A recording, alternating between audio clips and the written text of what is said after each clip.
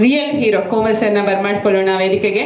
So ಎಲ್ಲರೂ ಹೇಳ್ತಿದ್ದಾರೆ, ನಾನು ಅದೇ ಅನ್ಕೊಂಡಿದ್ದೀರಾ ಆಂಟಿ ಏಜಿಂಗ್ ಮೆಡಿಸಿನ್ ಏನಾದರೂ ತಗೊಂತಿದ್ದೀರಾ ಅನ್ಸುತ್ತೆ. ಗೂಗಲಲ್ಲಿ ನಿಮ್ಮ ಏಜ್ ನೋಡ್ಬಿಟ್ಟಿದ್ದೀನಿ ನಾನು, ರಿವೀಲ್ ಅಂತೂ ಮಾಡೋದಿಲ್ಲ sir. Sangeetha bar and restaurant ಬಗ್ಗೆ ತಮ್ಮ ಮಾತು.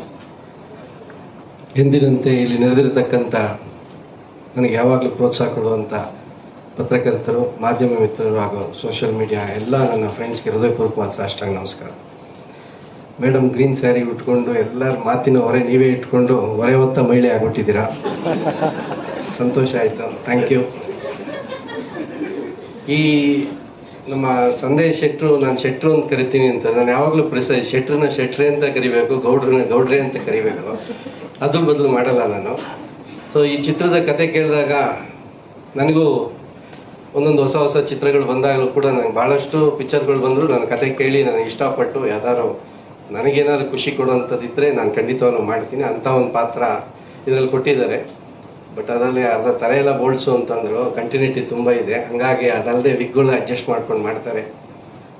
ನಮ್ಮ ನಿರ್ಮಾಪಕರು ಹೊಸಬ್ರಲ್ಲದೆ ಇದ್ರೂ ಕೂಡ ಅವರು ಈ ಚಿತ್ರದಲ್ಲಿ ಪ್ರತಿಯೊಂದು ಡಿಸ್ಕಷನಲ್ಲೂ ಇರೋದ್ರಿಂದ ಅವರಿಗೆ ಆಗು ಹೋಗುಗಳೆಲ್ಲ ಗೊತ್ತಿದೆ. ಮತ್ತು ವಿಶೇಷವಾಗಿ ಈ ಚಿತ್ರ ನನಗೆ ಎಲ್ಲ ಒಂದು ಕಡೆ ಮಾಡಿಲ್ಲದೆ ಇರೋವಂಥ ಪಾತ್ರ ಇದು. ಸೊ ಹಾಗಾಗಿ 2 ಶೇಡ್ ಇದೆ, 2 ಪಾತ್ರ ಇದ್ದರೂ ಒಂದೇ ಪೇಮೆಂಟು. ಬಟ್ ನಾನು ಅದರ ಸಂತೋಷದಿಂದ ಮಾಡ್ತಾ ಇದ್ದೀನಿ. Thank you. ಸರ್, 1 ನಿಮಿಷ, ಏನಾದರೂ ಪ್ರಶ್ನೆಗಳಿದೆಯಾ ಬೇರೆ ಮಾಧ್ಯಮದವ್ರದ್ದು? ಯೂಶಲ್ ಆಗಿ ಚೌಲ್ಟ್ರಿಯಲ್ಲಿ ಎಲೆ ಎತ್ತಬೇಕಾದ್ರೆ ಲಾಸ್ಟ್ ಹೋದಂಗೆ ನಾನು ಬಂದಿದ್ದೀನಿ. ಸರ್ 1 ನಿಮಿಷ ಹೇಳಿರಿ. ಡೈರೆಕ್ಟ್ರೆ ಸಂದೇಶ್ ಶೆಟ್ರು ದಯಮಾಡಿ ವೇದಿಕೆಗೆ ಬನ್ನಿ. ಸರ್, ನಿಮ್ದಾದ್ಮೇಲೆ ಅವ್ರ ಫೈನಲ್ ಟಚ್ ಇದೆ, ನೀವು ಲಾಸ್ಟ್ ಇಲ್ಲ ಸರ್. ಇಲ್ಲ, ಇವ್ರ ಬಗ್ಗೆ ಹೇಳ್ಬೇಕು. ಇವಾಗ ಹತ್ರ ಬಂದಿದ್ದಕ್ಕೆ ಹೇಳಲೇಬೇಕು. ವಿ ಸೋಮಶೇಖರ್ ಅವ್ರನ್ನ ನೋಡಿದ್ದೀನಿ, ವೈಟ್ ಆ್ಯಂಡ್ ವೈಟ್ ಹಾಕೋರು.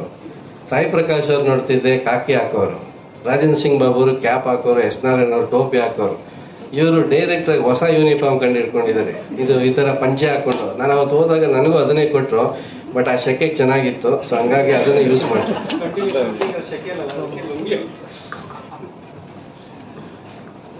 Thank you Komal sir. Sir ಹೇಳಿದ್ರು ಕೊನೆಯಲ್ಲಿ ಬಂದಿದ್ದೀನಿ, ಊಟ ಮಾಡಿ ಎಲ್ಲ ಹೆತ್ತವ್ರಿಗೆ ಏನು ಪ್ರಶ್ನೆ ಕೇಳಲ್ಲ ಅಂತ ಹೇಳಿದ್ರು. ನಿಮ್ದೊಂದು ಸಪೋರ್ಟಿಗೆ ಇರಲಿ ಅಂತ ಕರ್ತೆ ಸರ್. Thank you. ಮಾಧ್ಯಮ ಮಿತ್ರವರಿಗೆ ಎಲ್ಲರಿಗೂ ಕೂಡ ನನಗೆ ಇಷ್ಟು ವರ್ಷಗಳ ಕಾಲ ಏಳು ಬೀಳುವಿನ ಜೊತೆಗೆ ಸಪೋರ್ಟ್ ಮಾಡ್ಕೊ ಬಂದಿದ್ದೀರಿ. ಇದು ಏನು ಇನ್ನು ಕೆಲಸದಲ್ಲೇ ನಾವೆಲ್ಲ ಮಾಡ್ತೀವಿ. ನಿಮ್ಮೆಲ್ಲರ ಬೆಂಬಲ ಸಹಕಾರ ಇರಲಿ. ಎಲ್ಲರಿಗೂ ಥ್ಯಾಂಕ್ಸ್.